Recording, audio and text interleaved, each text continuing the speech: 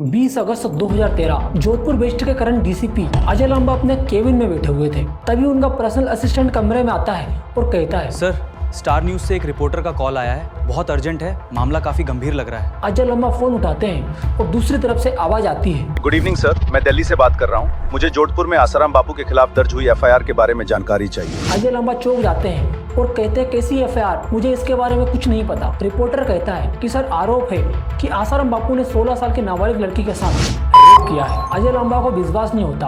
वे जानते थे कि आसाराम बापू कौन है, वो ऐसा काम नहीं कर सकते। अजय लांबा फोन काटते हैं और अपना फोन चेक करते हैं। वहाँ एक मिस कॉल थी दिल्ली के डीसीपी की।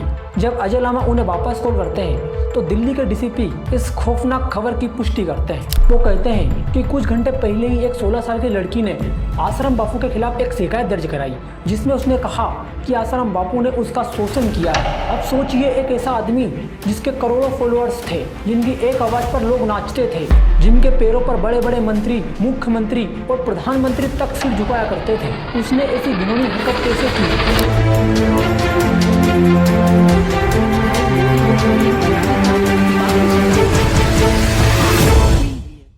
17 अगस्त 1941 सिंध के बैरानी गांव में एक लड़के का जन्म होता है, जो वर्तमान में पाकिस्तान में स्थित है। उस लड़के का नाम आसुमल सिरू मलानी रखा जाता है। आसुमल की माँ उसे बचपन से ही धार्मिक संस्कार दिया करती थी। रोज सुबह जल्दी उठाकर ठाकुर जी यानी भगवान श्री कृष्ण की पूजा करना सिखाती थी। लेकिन साल 1947 में देश का विभाजन हो जाता है और उनका परिवार भारत के अहमदाबाद शहर आ जाता है, और जो परिवार अमीर था वो रातों रात गरीब हो जाता है। आसुमल जब तीसरी कक्षा में थे तब इनके पिता का निधन हो जाता है। परिवार पालने के लिए इन्हें स्कूल छोड़नी पड़ती है। इस दौरान उनकी जिंदगी के 2 वर्जन सामने आते हैं। पहला वर्जन कहता है कि वो अजमेर चला गया और रेलवे स्टेशन से अजमेर शरीफ दरगाह तक तांगा चलाया करता था। दूसरी बायोग्राफी ये कहती है कि उन्होंने अहमदाबाद में रह के ही किसी रिश्तेदार की दुकान पर काम किया। लेकिन दोनों ही कहानियों में एक बात कॉमन थी, उसकी धर्म के प्रति लगन।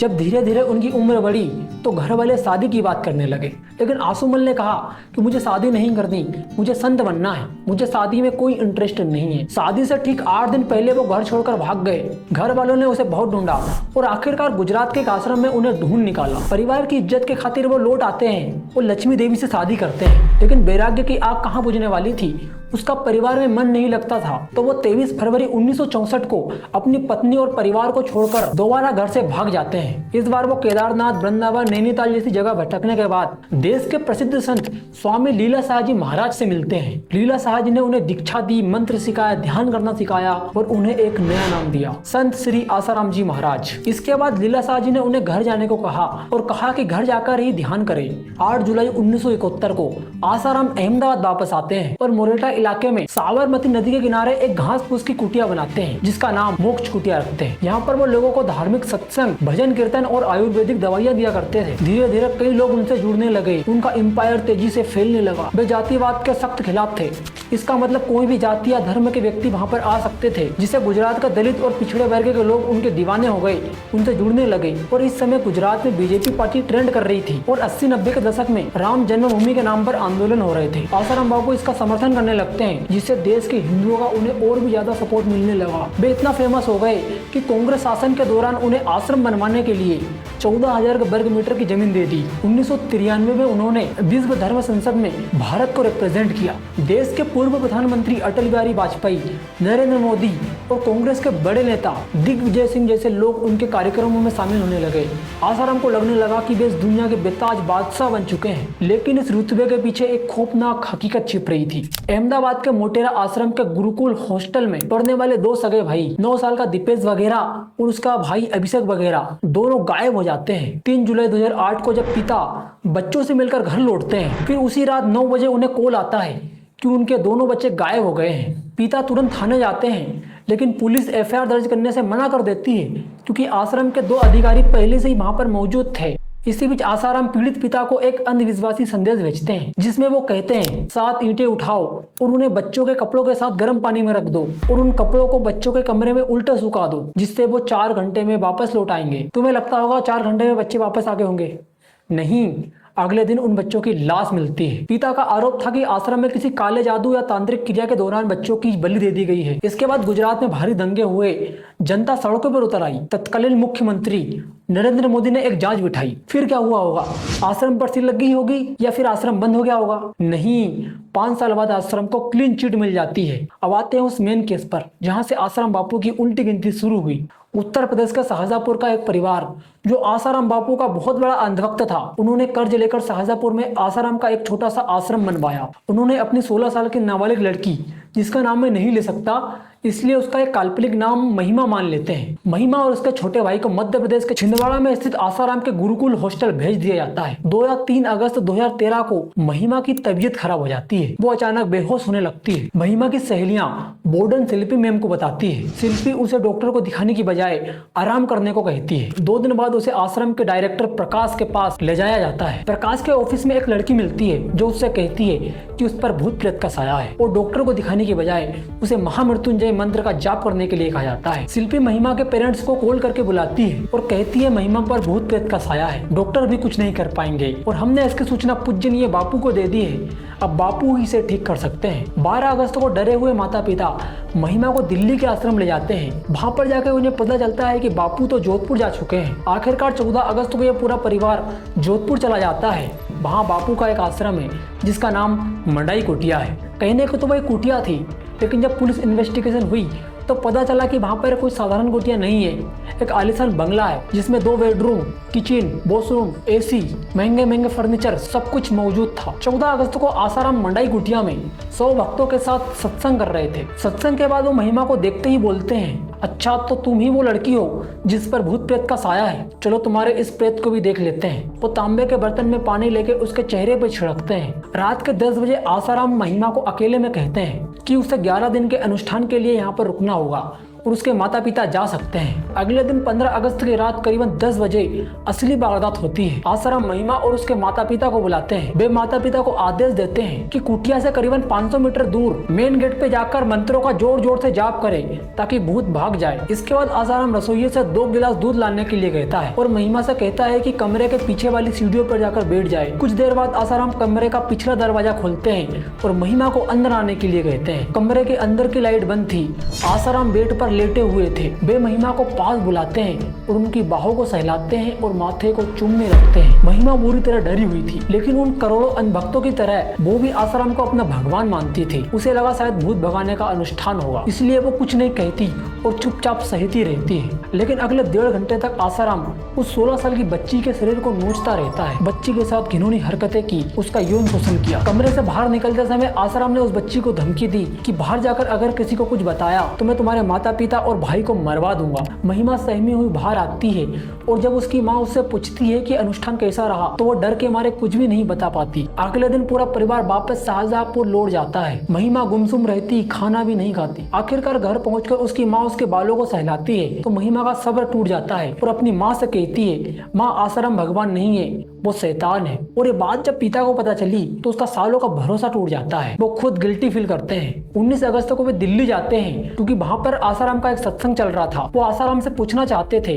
कि उन्होंने ऐसा क्यों किया, लेकिन आसाराम के सेवादार उन्हें धक्के मारकर निकाल देते हैं क्योंकि आसाराम ने कहा था कि ये लड़की और उसका परिवार मेरे आसपास ही नहीं आना चाहिए। और जब सारे रास्ते बंद हो गए तो पिता सीधे दिल्ली के कमला मार्केट पुलिस स्टेशन पहुंच जाते हैं। रात 11:55 पर एफआईआर दर्ज होती है। उन दिनों दिल्ली में निर्भया कांड के बाद पुलिस रेप के मामलों में बहुत ज्यादा सख्त थी। रात 1 बजे एलएनजेपी हॉस्पिटल में उस बच्ची का मेडिकल होता है, जहाँ पर लेडी डॉक्टर पुष्टि करती है कि बच्ची का यौन शोषण हुआ है। क्योंकि घटना जोधपुर की थी इसलिए इस केस को जोधपुर ट्रांसफर किया जाता है। जोधपुर वेस्ट के डीसीपी अजय लांबा तुरंत एक कोर टीम बनाते हैं जिसमें शामिल थे इन्वेस्टिगेशन ऑफिसर चंचल मिश्रा, एडिशनल डीसीपी सतीश चंद्रा और जोधपुर महिला थाने की एसएचओ मुक्ता पारिक। जब महिमा ने एसएचओ मुक्ता पारिक को अलग कमरे में अपनी कहानी सुनाई तो मुक्ता जब कमरे से बाहर आई तो उसकी आंखों में आंसू थे और उसने अजय लांबा से कहा कि सर रेप तो हुआ है। यहाँ एक बहुत बड़ा कानूनी और टेक्निकल पहलू समझना बहुत जरूरी है जो आगे चलकर इस केस का टर्निंग पॉइंट बना। आसाराम के समर्थकों ने अफवाह फैलाई कि मेडिकल रिपोर्ट में ट्रेडिशनल पेनिट्रेशन के सबूत नहीं है, इसलिए बापू बेकसूर है। लेकिन साल 2012 में हुए पोक्सो एक्ट के संशोधन के दौरान